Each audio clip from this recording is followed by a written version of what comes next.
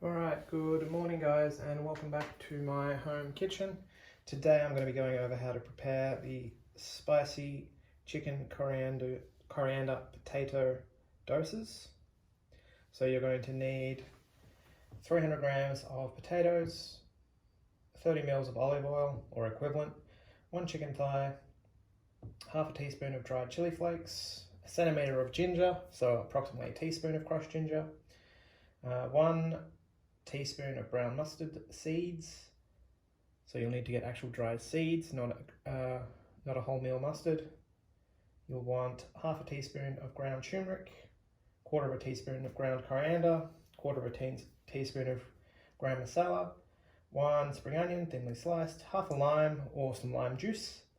You'll want half and a quarter of a cup of chickpea flour or a besan flour, which you can sometimes get at the supermarket. If not, you might have to go to a specialty store.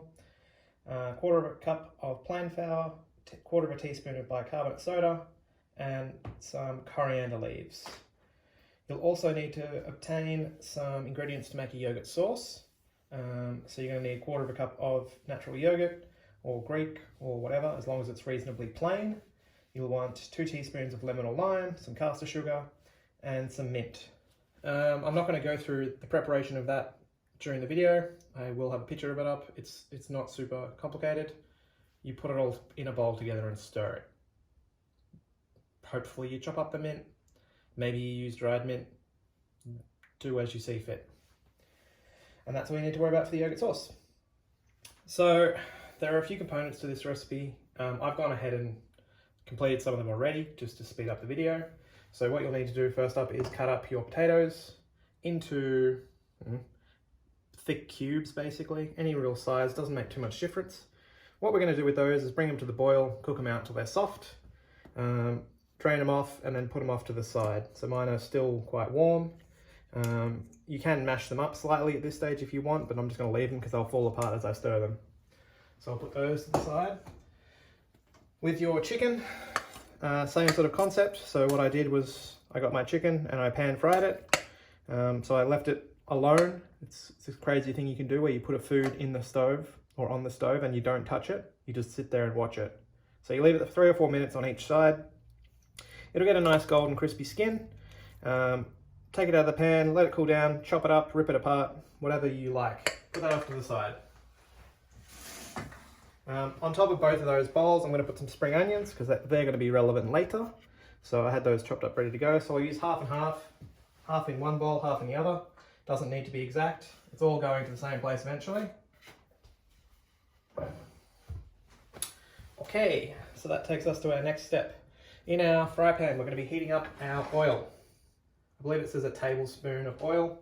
I've probably got a little bit more than that, as you've seen. I'm cooking a little bit more than the recipe suggests because I have multiple people to feed. So we're going to heat some oil and we're going to add pretty much all of our spices. So that's going to take a few minutes. So we're going to heat the oil for about a minute, and then we're going to start by putting the garlic and ginger in, and then all of the spices. With your spices, you can collect them all and put them into one container, somewhere around here. Same with the garlic and ginger. I have mine ready to go in this little tub. So we're going to cook the spices for about a minute. The mustard seeds that are in there will start to pop a little bit as we're cooking it. Once we've actually cooked it for about a minute, I'm probably going to cheat a little bit because I like to do that. I'm going to deglaze my pan slightly with my lemon juice or my lime juice before I split it between the 2 bowls of the potato and the chicken. Ideally you do this while they're all still hot, but you can do it while they're cooling down or cooled down. Doesn't make too much difference. Obviously if you want to eat it hot, do it while it's hot, so on and so forth. So my oil is getting quite hot. So we're going to start cooking these spices. Make sure you have your exhaust fan on for this. It's going to make a lot of fumes.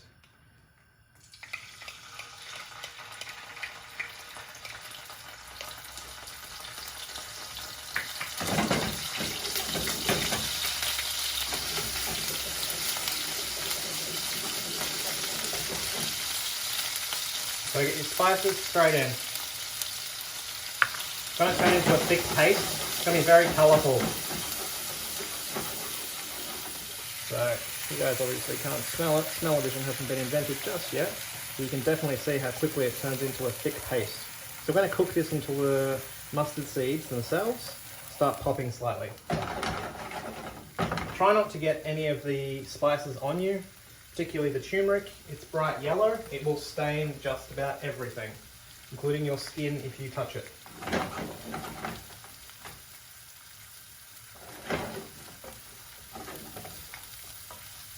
So like I said, keeping an eye on this one, you want to make sure you watch this constantly.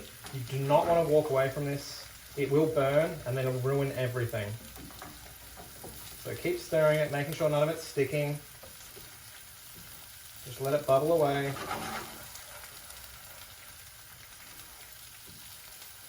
If it's too hot, just turn it down slightly. You don't want it to actually burn. You can probably hear the snapping and crackling and popping, which is just my mustard seeds slowly starting to pop away, which is what we're after. So I'll cook this for another 30 seconds or so, and then I'm going to add my lime. So you guys can hopefully see that. It's just a thick paste of goo with mustard seeds all through it. It's going to have heaps and heaps of flavour for our foodstuffs.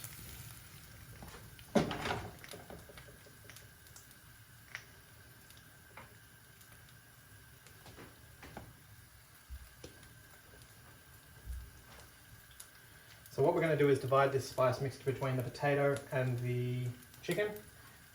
You're meant to add half and half, so half to each, and then you're meant to stir them, and then you're meant to incorporate the spring onions and the lime juice separately. I'm skipping ahead and adding lime juice to the spices.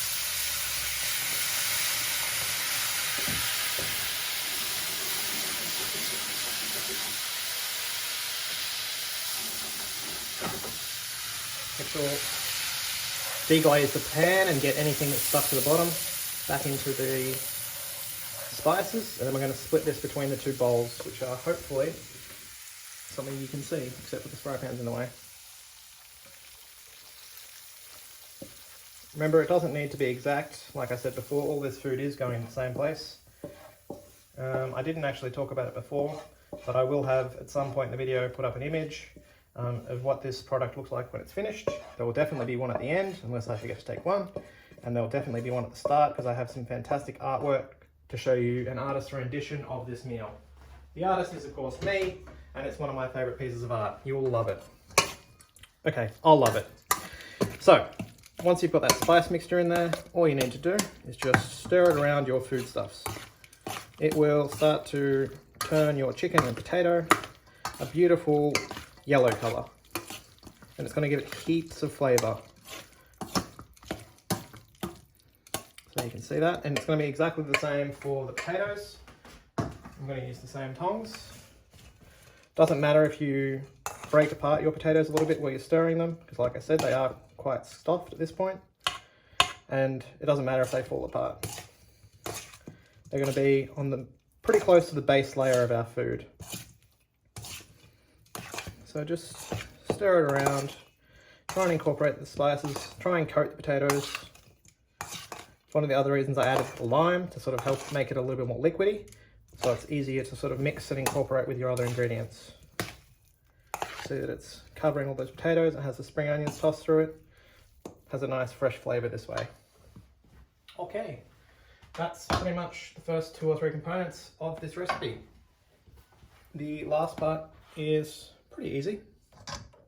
Mind you, I don't think the recipe is super complex to begin with. The last part is basically a chickpea pancake. So that's the actual dosa itself, I suppose. So what you'll do is get all of your flours, so your chickpea flour and your plain flour, the baking powder and a teaspoon of mustard seeds. There is some in that mixture, there is some in this mixture. I think in total you end up using a tablespoon, not whatever I said at the start. Don't stress too much about it. Once again, it's all going together in the end, so don't worry. With this one, just give it a quick whisk.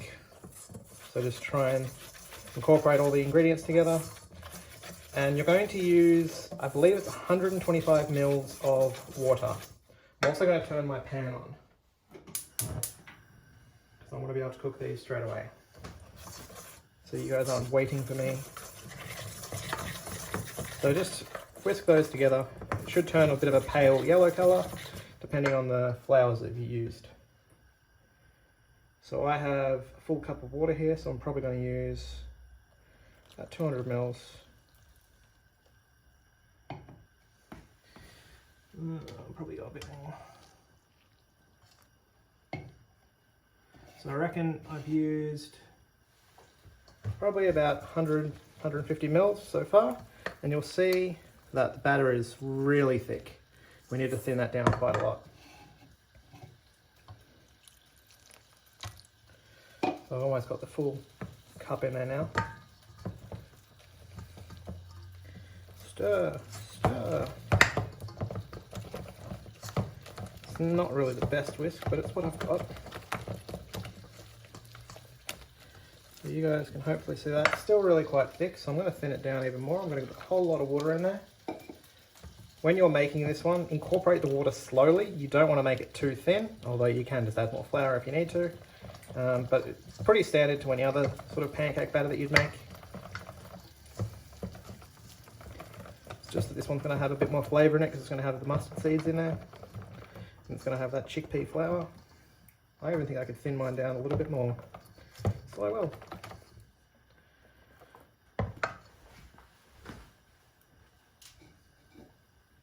Keeping an eye on my fry pan that I turned on. I'll add just a tiny bit more water to this one.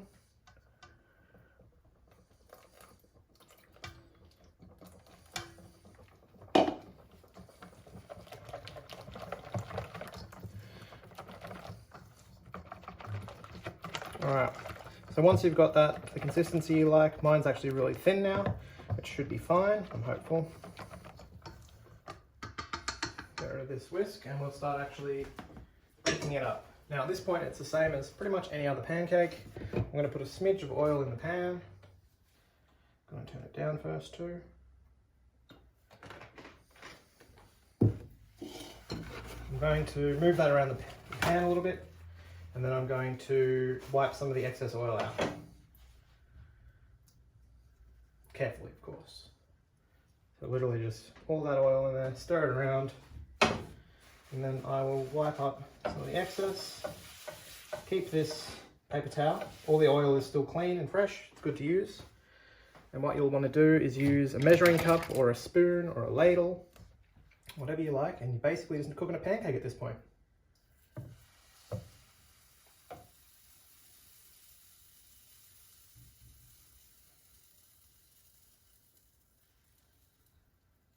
I'll turn my pan back up a little bit and I'll show you what I've got. So I've got two in the pan at the moment. You can make them pretty much any size you like, as long as you are consistent across what you're producing, of course.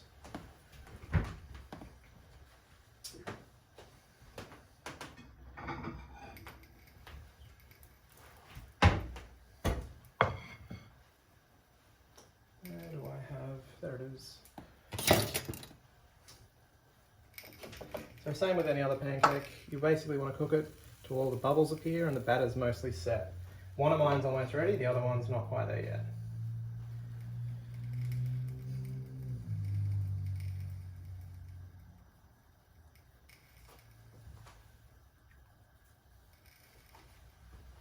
So hopefully you guys can see they're almost fully set. Obviously the one on the back's still a little bit runny, but I'm going to try and put the front one.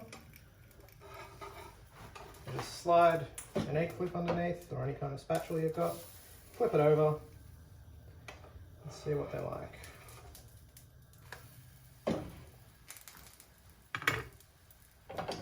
So like I said, depending on the chickpea flour that you use, sometimes they come out in slightly different colours, but generally they're going to be a golden sort of colour. I have seen them be a little bit of a pinky red before. Don't be concerned about it, it's perfectly fine, it's all edible, it's delicious. So don't stress about any of that.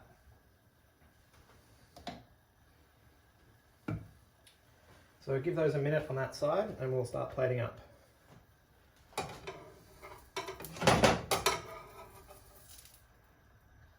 So it's nice and cooked on the bottom. Doesn't really matter too much about how you plate these up. Now we have the fun part of putting this dish together. That recipe, or that amount of batter, you should be able to make 4 to 6 pancakes depending on what size you make them. Like I said earlier, try and keep them consistent. So I used this ladle and I got about 2 pancakes out of 1 ladle. So, what do you do now? You put everything together, of course.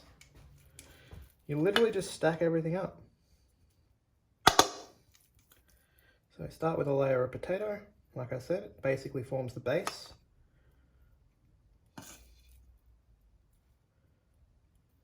Depending on how hungry you are and how many people you're feeding, once again is going to be the key factor of how much and how little and so on. How big to make them. Then you'll put a layer of chicken, because chicken is delicious. If it falls apart, don't worry about it. It's going to taste good anyway.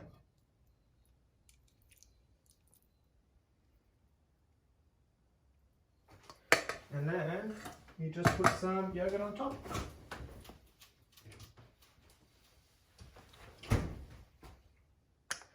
So as you can see, I had mine in the fridge. You may have heard that.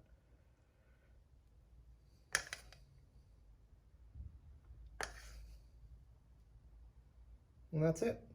You're done.